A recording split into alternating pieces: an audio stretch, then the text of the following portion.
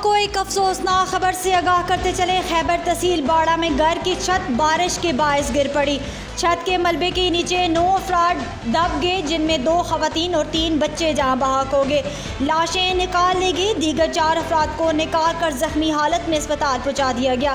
مزید تفصیلات جانتے ہیں نمائندہ تحصیل خیبر باڑہ سے۔ جی یہ خیبر تحصیل کے باڑہ کے علاقے اکاخیل میں حالیہ بارشوں کے باعث عبدالرزاق نامی شخص کے مکان کی چھت اچانک گر گئی، جس میں ملبے کے تلے خواتین اور بچوں سمیت تقریباً 9 افراد جو ہے وہ ملبے تلے دب گئے۔ واقعے کی اطلاع ملتے ہی فوراً ریسکیو 112 کو اطلاع دی گئی، جہاں سے ریسکیو 112 کی ٹیمیں اور مقامی لوگ جو انہوں نے امدادی کارروائیاں شروع کی، اور امدادی کارروائیوں کے دوران ملبے میں دبے افراد کو نکال لیا گیا، جہاں پر ملبے سے 1 خاتون اور 2 بچے کو فوری طور پر جو ہے وہ مردہ حالت میں نکال لیا گیا، جبکہ دیگر زخمیوں کو ہسپتال منتقل کیا گیا، جہاں پر 1 خاتون اور 1 بچے کی موت واقع ہوئی۔